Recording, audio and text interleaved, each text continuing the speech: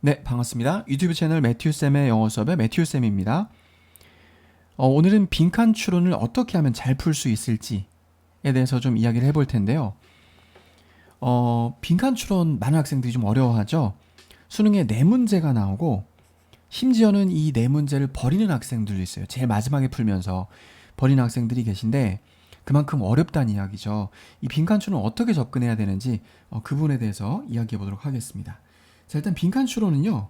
간단하게 좀 먼저 설명을 드리면 수능에 네 문제가 나오고요.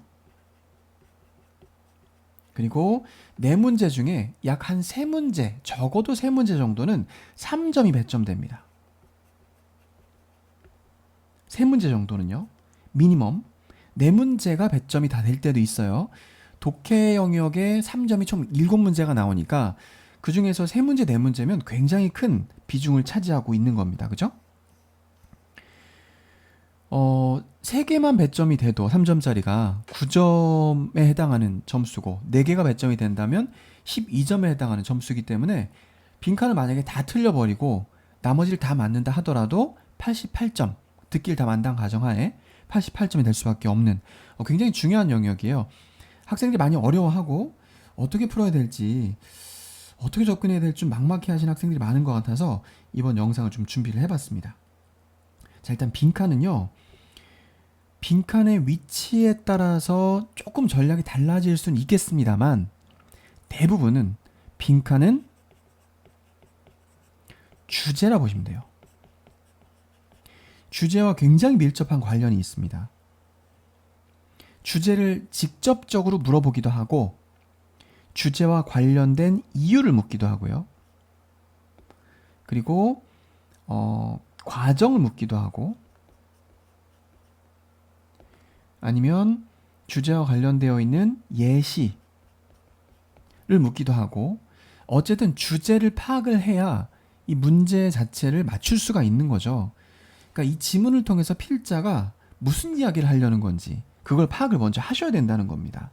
자, 그래서 주제를 찾는 방법에 대해서 많은 생각을 해보셔야 되는데 수업 말미에 쭉 한번 정리를 해드릴게요. 어떻게 주제를 찾아야 되는지 어떤 식으로 접근을 해야 되는지 그 부분을 좀 정리를 해드리겠습니다.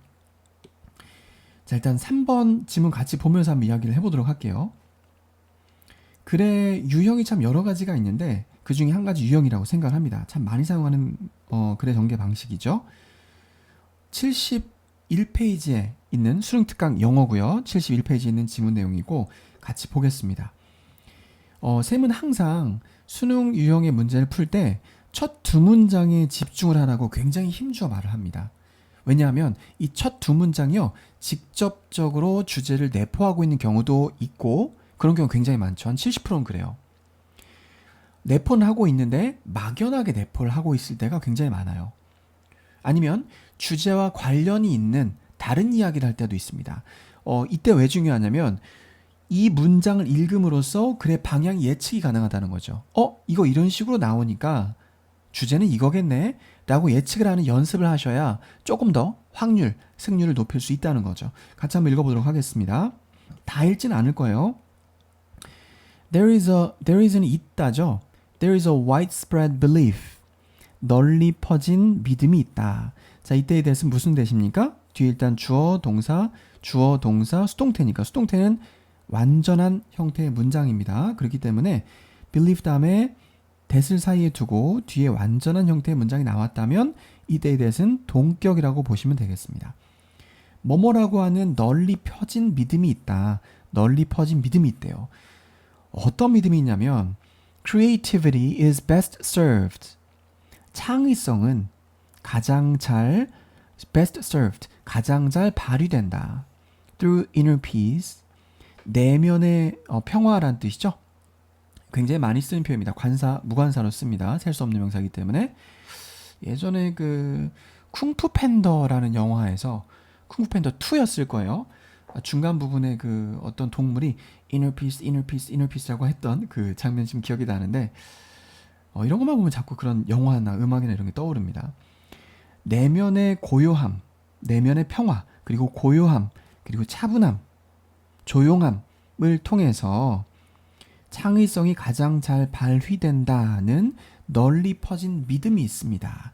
자, 쌤이 아까 첫 두 문장에 굉장히 집중을 하라고 했습니다. 첫 두 문장에 집중을 하시는데 얘가 반드시 주제는 아니에요. 주제는 아니지만 주제와 굉장히 밀접한 관련이 있다. 자, 그러면 이 문장을 읽고 그냥 넘어가시면 안 되고 예측을 해보는 거예요. 이 필자가 무슨 말을 하려고 이 문장을 썼을까? 자, 하나 힌트를 드리면 첫 문장에서요. 널리 퍼진 믿음이 있다. 아니면 대중은 이렇게 믿는다. 대중들의 말이라든지 아니면 과거에는 이랬다. 과거에는 사람들이 이렇게 믿었었다. 라든지 아니면 일부 뭐뭐는 일부 누구누구는 뭐뭐라고 생각한다라든지 아니면 심지어 많은 누구누구는 뭐뭐라고 생각한다. 그러니까 부분을 나타내는 그런 표현을 담고 있는 말들 있죠. 그런 말과 사람들의 의견이 결합이 돼서 그러니까 과거에는 소수의 사람들이 이렇게 믿었었다. 아니면 많은 사람들이 이렇게 믿었었다. 아니면 어떤 사람들이 이렇게 믿는다. 이런 말들이 나오면 그 문장을 읽은 내용과 반대되는 내용이 주제일 확률이 매우 높습니다. 무슨 말인지 아시겠죠? 그러면 널리 퍼진 믿음이 있는데 창의성, 내면의 평화, 고요함, 조용함을 통해서 발휘된대. 이거 다 아는 것들이죠. 여러분들 다 알잖아요. 언제 창의성이 잘 발휘됩니까? 샤워할 때라든지 아니면 화장실에서 볼일 볼 때라든지 이럴 때 창의성이 발휘가 되잖아요. 그 얘기하고 있구나. 자, 그러면 이 지문의 주는 뭐와 관련이 있을 확률이 높다고? 반대되는 내용에 대해서 주장을 하고 있을 확률이 매우 높다는 거죠. 그럼 어떻게 예측할 수 있는 거예요? 이때 빠르게 예측을 해봐야 되는 거죠. 아, 창의성은 조용하지 않을 때 실제로 발휘가 된다고 주장을 하는 것일까? 라고 예측을 해볼 수 있다는 거죠. 이걸 그냥 넘기시면 안 돼요. 창의성은 뭐 평화를 통해서 잘 발휘된다고 한다. 내 동료 중 한 명은 이제 이야기가 시작이 되는 건데 이렇게 이야기가 나온 글이 좀 까다로운 이유가 이야기나 연구 글이 좀 까다로운데 글을 다 읽어야 되기 때문에 까다롭습니다. 그런데 우린 이제 굉장히 중요한 힌트를 하나 얻고 넘어가는 거죠. 여기서는 50%는 넘고 먹고 들어가는 거야. 그리고 글을 읽어보니까 동료 중에 한 명이 데디아라고 확신하고 있었대. 그녀의 창의적인 글쓰기가 최고가 된다고. 언제? She had no distractions. distractions는 something that distracts you. 그러니까 여러분들 집중하지 못하게 만드는 무언가를 distractions라고 하거든요. 예를 들어서 뭐 When I get into my room, there are so many distractions in my room that I can't focus on my studies. 너무나도 많은 나를 산만하게 하는 것들이 있어서 such as the computer, my cell phone, my comic books 이런 것들이 너무 많아서 라고 이야기할 때 산만하게 하는 것들이라는 의미로 많이 사용을 합니다. 그녀가 산만하게 하는 것들이 없을 때 창의성이 발휘가 된대요. Quietly sipping tea, sip something, 음료 같은 걸 하면 홀짝홀짝 마시다라는 뜻이죠. 확신하고 있었답니다. In a peaceful setting. However, 반전 나오잖아. 조용할 때 창의성이 발휘될 줄 알았는데 하지만 그게 아니었다 라고 이야기할 거 뻔하죠. 그래서 지금 아이를 낳은 경험에 대해서 이야기를 하고 있고 아이를 낳아보시면 아시겠지만 굉장히 힘들어요. 이제 4시간마다 한 번씩 이제 우유를 먹여야 되고 그리고 이제 우유 먹이고 나서 트름도 시켜야 되고 트름 안 시켜주면 아이가 먹은 우유를 내뱉어서 그 우유가 내뱉은 우유가 코로 기도를 막아서 아이가 좀 안 좋게 될 수도 있어요. 위험에 빠지게 될 수도 있기 때문에 그런 좀 굉장히 많은 일들이 있단 말이에요. 근데 이 사람은 좀 작가래. 그러면 아이 자체가 and the things related to the baby 아이와 관련되어 있는 그 일들이 are her distractions. 그녀에게는 distractions가 되겠죠. 글을 쓰는데 방해하는 요인이 될 거란 말이에요. 자, 그래서 조용히 하기를 바란 좀 distractive 하지 않은 그런 환경을 바랬는데 결과적으로는 어떻게 한 거예요? Shortly thereafter, her first baby was born. 아이가 태어났고 그녀의 스케줄이 굉장히 평화로웠다가 아이가 태어났으니까 뭐로 바뀌었어요? Tightly orchestrated. 굉장히 빽빽하게 계획된 1분 단위의 시간 구획으로 나뉘어졌대요. 결과적으로 그녀는 어떻게 됐을까요? She became prolifically productive. 그녀는 갑자기 지금 반전이죠, 여기서. 요게 이상한 거예요. 조용하고 평화로울 때 글이 더 잘 써진다 그랬는데 그 앞문장이 뭐라고 나와 있어? Punctuated by extreme activity. 굉장히 극단적인 활동에 의해서 점철되는, 점 찍어지는. 그러니까 아이 낳으면 굉장히 활동이 많아지니까 결과는 그녀는 prolifically 다작면에서, 원래 prolific이란 단어 자체가 형용사로 다작하는, 뭐 다산의, 작품을 많이 만드는, 아이를 많이 낳는 그런 뜻이거든요. 근데 아이를 많이 낳는다는 의미는 아니고 she was a writer, 작가였기 때문에 다작면에서 생산적인 사람이 되었다, 이런 얘기죠. 그리고 in other words 밑줄 쳐주시고, in other words 굉장히 중요한 단어입니다. 다른 말로 말하자면 she was wired, 그녀는 뭐 되었답니까? 원래 쉽게 풀어 써주는 말인데 이 단어를 모르면 망하는 거죠. 뭔 단어인지, 어떤 의미인지 모른다고 가정을 하고 넘어가 보겠습니다. The way she put it to was, 근데 지금 결과가 이렇게 됐다니까 이 문장도 굉장히 중요한 문장이에요. 그녀가 그것을 put it 하면 표현하다예요. 표현한 방식에 따르면 I have 90 minutes, 나에게 90분이 생겼다. When Sam is napping, 샘이 잠을 잘 때. And I run to the computer, 그리고 나는 그때 컴퓨터로 가서 write like crazy, 미친 듯이 글을 쓰지. I'm totally focused, 나는 완전히 집중한 상태가 되어 있어. 그리고 turns out, 앞에는 it이 생략되어 있습니다. 구어체에서 앞에 it을 많이 생략해 쓰죠. 뭐 이미 드러나다.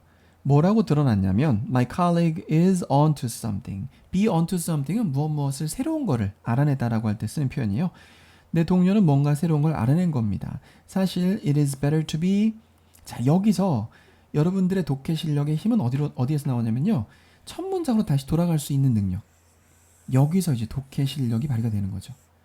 그러니까 글을 읽는 능력 말고 얘를 맞춰야 될 거 아니야. 그러면 첫 번째 문장으로 반드시 돌아가 보시라는 겁니다. 왜? 주제를 암시하고 있기 때문에. 아까 뭐라 그랬니?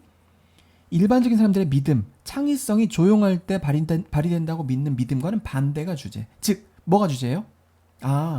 뭔가 조용하지 않을 때 창의성이 발휘된다는 얘기구나. 그러면서 뭐 얘기를 꺼냈어요? 아이가 태어나서 산만해지니까 90분이 딱 났을 때 집중하게 된다는 얘기인 것 같죠? 그러니까 뭐 할 때? 자, 이제 정답 보는 겁니다. It is better to be 밑줄 when attempting to think creatively. 창의적으로 글 쓰려고 노력할 때 밑줄하는 게 더 낫다. Relaxed예요? 아니죠. Relaxed는 여기에 나와 있는 stillness하고 calmness하고 inner peace하고 다 같은 의미인데 선택지 1번을 고른 친구들은 정반대의 선택지를 고른 거죠. Flexible, 유연할 때. 아이를 낳았는데 유연할 수 있습니까? 안 되죠. Confident, 자신감 있을 때. 아니죠. Absent-minded, 정신 나갔을 때. 이 부재중이라는 뜻이잖아. 마음이 정신 나갔을 때, 산만할 때, 뭐 미쳤을 때, 그런 의미인데 아닌 거죠. 그러면 하나가 남습니다. 근데 이렇게 속어를 다 하고 보니까 쌤이 가르치는 친구에게 물어봤어요. 이걸 틀려가지고 속어는 다 했는데 3번이 남았는데 이 단어가 무슨 뜻인지 모른다는 거야. 그럴 때는 어떻게 해야 돼요? 3번을 골라야죠. 왜? 1, 2, 4, 5가 확실히 아니잖아. 그럴 땐 3번을 고르는 게 확률을 높일 수 있는 가장 좋은 방법이에요. arouse는요, arouse가 각성시키다, 깨우다라는 뜻이니까 뭐 했을 때? 각성해 있을 때. 그러니까 편안하고 평화로우면 어때요? 굉장히 좀 약간 졸리고 나른해지죠. 그러지 않고 각성되어 있을 때, 깨어 있을 때라는 의미를 갖고 있기 때문에 3번이 답이 되겠습니다. 그래서 주제를 유추하는 방법, 첫 번째 문장과 두 번째 문장 정도까지 읽고 글이 어떻게 전개될까? 일반적인 사실을 이야기할 때는 반대라고 했는데, 반대된 내용이 주제라 그랬는데, 그 주제가 이거기 때문에 이걸 얘기하고 있구나. 각성되어 있는 게 더 낫다. 평화롭고 조용한 것보다는. 그렇게 정리하시면 되겠습니다. 자, 한 지문 더 보도록 하겠습니다. 전 페이지로 넘어가서 70페이지 한번 펴볼게요. 네, 70페이지에 있는 2번 지문도 마찬가지인데 첫 번째, 두 번째 문장을 보고 유추하라 그랬죠. Not everyone comes to see the game.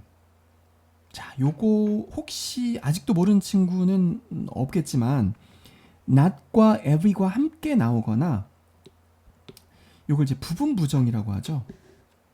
부분 부정이라고 하는데 굉장히 중요한 문법이에요. 부분 부정이라고 하는데 영어의 부분 부정은 몇 개 없습니다. 한 3개 정도밖에 없어요. not과 결합이 되는데 every나 not all이나 아니면 not both. 그럼 부분 부정이 돼서 모두가 뭐뭐한 것은 아니다. 이런 뉘앙스를 갖게 됩니다. 아시겠죠? not both는 둘 다 뭐뭐한 것은 아니다. 이런 뜻이겠죠? not both people like pizza. 이 두 사람 모두가 피자를 좋아하는 건 아니다. 이런 맥락이에요. Not every rich person is happy. 모든 부자라고 해서 행복한 건 아니다. 이렇게 쓸 수 있는 거죠. Not all rich people are happy. 이렇게 쓰실 수도 있고요. 얘는 이제 부분 부정의 뉘앙스인 겁니다. 첫 문장이 중요하다고 하기 때문에 지금 강조하는 겁니다. 모두가 게임을 보기 위해서 오는 건 아닙니다. 첫 문장 읽고 어떻게 하라 그랬어요? 생각하라 그랬죠? 모두가 게임을 보기 위해서 오는 게 아니다. 자, 그러면 다른 목적을 갖고 오는 거구나 이렇게 유추하라 그랬습니다. 어떤 사람들에게는요. For some 다음에 people 생략되어 있습니다. 여기 지금 사람 얘기하고 있으니까 For some people 어떤 사람들에게는 The contest. contest는 경기란 뜻 있고요. 경기, 게임 이런 뜻이죠. contest는. 그 게임은 merely provides 단지 제공한다. 환경과 기회를 제공합니다. For the expression of other motives. 다른 motive라는 단어 모르면 안 되겠죠. 동기입니다. 뭐뭐를 하게 되는 동기, 이유 이런 뜻이겠죠. 자, 다른 동기의 표현, 다른 동기의 표현을 위한 기회와 환경을 제공하는 겁니다. 자, 여기서 뭐 찾으라는 얘기입니까? Other motives가 뭐냐라고 묻고 있는 거예요. 이 지문은. 첫 번째 문장, 두 번째 문장 중요하다 그랬는데 주제가 아직 명확하게 안 나온 겁니다. 자, 그런데 한 가지는 확실하죠. 게임을 그냥 보기 위해서 모든 사람들이 가는 것만은 아니다. 이 얘기하고 있는 거잖아요. 게임만이 목적이 아니다. 이 정도는 한번 생각하고 넘어가셔야 됩니다. The 밑줄 provided by the crowd. 이 지금 provide는 타동사인데 타동사밖에 없잖아. 사전 찾아보면 타동사인데 뒤에 by 나왔으니까 수동태인 거 본동사가 아닌 거죠. 그럼 이렇게 수식하는 관계인 거죠. 제공되는 밑줄은 이거예요. By the crowd itself까지가 주어라는 거 알 수가 있습니다. 왜냐하면 suggest 본동사 형태가 있기 때문에 suggest가 동사고요. 이 부분이 주어인데 주어가 이제 밑줄인 거죠. 군중 그 자체에 의해서 제공되는 밑줄이 암시한다. 이유를 사람들이 참석하는 이유를 암시한다. 이제 정답이 좀 좁혀져 가고 있습니다. 군중 그 자체가 이유래요. 군중이 그 이유래. This very point was elaborated. 이 단어 모른다 하더라도 괜찮습니다. 세부적으로 설명을 하다는 뜻인데 이 사람에 의해서 맥도날드 아저씨에 의해서 세부적으로 설명이 된대요. 이 책에서. 빨리 건너가시고 그 책 속에서니까 인위치겠죠? 그가 그의 주장, 케이스는 주장이야. 뭐뭐에 대한 주장을 발전시켰던, 전개했던 뭐에 대한 주장이냐면 존재 of a gregarious instinct in humans. 뭐를 주장했대? 지금 책 속에서. 사람들의 어떤 심리? The existence of a gregarious instinct in humans. 인간 속에 존재하게 되는 gregarious instinct. 이 단어가 결정적인 힌트가 죠. 느낌상 그렇지 않니? 근데 내가 모르는 단어야. 자, 그럴 때 어떻게 하면 돼요? 밑에 보시면 됩니다. 나와 있잖아요. 남과 어울리기 좋아하는. 즉 얘가 주제와 굉장히 밀접한 관련이 있다는 느낌이 오죠. 왜냐면 지금 힌트가 쭉 안 나오다가 다른 동기, 하나의 이유를 암시한다 이렇게 숨겨놓다가 연구 이야기하는데 사람들의 이런 심리를 보여준다잖아. 이런 심리. 남과 어울리기 좋아하는. 그럼 주제가 이거예요. 사람들은 경기를 보러 갈 때 뭐 때문에 간다? 그렇죠. 남과 어울리려 간다는 얘기하려는 게 아닐까? 라는 의구심을 갖고 나머지는 스키밍 하시면 돼요. 스키밍이라는 거는 내가 그 정말 중요한 이야기가 내가 빼먹고 있는 건 있지 않을까 의구심을 가지면서 빠르게 보란 얘기죠. 자, 그때 어디를 빠르게 보셔야 되는지 그 부분에 대해서도 좀 설명을 해드리도록 하겠습니다. 좀 이따가요. 그렇기 때문에 주제는 그르게르에서 관련이 있기 때문에 밑줄에도 그것과 관련 있는 것이 들어가야 되는 거고, 주제를 강조할 때 많이 사용하는 스킬이 있어요. 작가들이. 이렇게 인용구 있죠? 인용구가 쓰여 있는 문장은 거의 90%가 주제야. 그 문장만 이해하면 주제가 나와. 90%. 10% 예외가 있을 수 있습니다. 90%가 주제입니다. 해석해 보겠습니다. What proportion of the 10,000 witnesses of football match? 10,000, 1,000 천이니까 10,000 만이겠죠. 만 명의 관중들, 축구 경기를 바라보는 만 명의 관중들 중 what proportion, 얼마나 많은 비율이 would stand for an hour or more in the wind and rain. 비바람을 맞으면서 비바람 속에서 1시간 이상 동안 서 있으려고 하겠는가? If each man were isolated from the rest of the crowd. 만약에 각각의 남자가 군중의 나머지로부터 분리되어 있다면 가정법 과거죠. if절에 비동사에 were를 썼기 때문에 가정법 과거입니다. 그리고 주절에는 조동사 would를 썼네요. 군중과 떨어져서 오직 선수만 볼 수 있게 한다면 비바람 맞으면서 1시간 이상 서 있으려고 하는 사람의 비율이 얼마나 되겠는가? 이거 진짜 그 비율이 궁금해서 물어본 거예요? 아니죠. 이걸 두고 뭐라고 합니까? 이런 종류의 의문문을 두고 수사 의문문이라고 합니다. 수사적 기술이 들어간 의문문이란 얘기야. 이것도 화법 중에 하나인데 진짜 궁금해서 물어보는 게 아니라 반대의 상황을 강조하기 위해서 사용하는 의문문이에요. 예를 들어서 오늘 점심때 쌤이 피자를 좀 사줄 건데 혹시 우리 반에 피자 안 좋아하는 사람이 있으면 쌤이 피자를 안 살 거예요 라고 얘기했더니 학생들이 다 비웃으면서 뭐라 그랬냐면 에이 선생님 누가 피자 안 좋아해요? 누가 피자 안 좋아해? 이것도 영어로 쓰면 에이 who would dislike pizza? 이렇게 쓰면 됩니다. 아니면 who hates pizza? 이렇게 물어보는 거예요. 그냥 who hates pizza? 아니면 who would hate pizza? 이렇게 하셔도 됩니다. 누가 피자 싫어하겠어요? 이게 진짜 누가 싫어하는지 궁금해서 물어본 겁니까? 아니죠. 반대되는 상황, 즉 everyone likes pizza를 강조하기 위해서 피자 누가 싫어해요? 이렇게 쓰는 의문문을 수사 의문문이라고 해요. 이 문장도 마찬가지로 그 비율이 얼마나 되겠어요? 만약에 혼자 경기 봐야 되면 별로 없다는 거죠. 그래서 뒤에 답까지 나와 있어. 혹시라도 모르는 친구들, 아직 주제 파악 못했을 것 같은 친구를 위해서 써준 문장인 것 같은데 나와 있습니다. 그래서 사람들의 군중 심리, 다시 돌아가라 그랬죠? 모두가 게임을 보러 오는 건 아니다. 그럼 게임이 아니라 뭘 보러 와요? 모이러 온다. 그러면 사람의 사교성에 관련해서 이야기를 하고 있음을 알 수 있습니다. 따라서 답은 social contact. 1번이 답이에요. 요게 정답률이 조금 낮았던 이유는 빈칸 추로는 3, 4, 5 중에 하나를 답으로 고르는 경향이 있더라. 좀 웃긴데 쌤이 가르치는 학생들 중에 일부도 3, 4, 5 중에 하나를 골랐어요. 좀 재밌었는데 네, 이렇게 정리하도록 하고요. 주제를 찾는 방법에 대해서 오늘 좀 강의를 하려고 했는데 지금 강의 시간이 벌써 20분, 두 지문 같다 20분이 넘어가서 지문을 다 해석한 것도 아닌데 따로 영상을 최대한 빨리 주제를 정확하게 찾는 방법에 대해서 다시 한번 찍도록 하겠습니다. 길지는 않은 시간이었습니다만 쌤 오늘 영상을 본 친구들과 보지 않은 친구들은 앞으로 지문을 볼 때 좀 태도가 달라질 것 같습니다.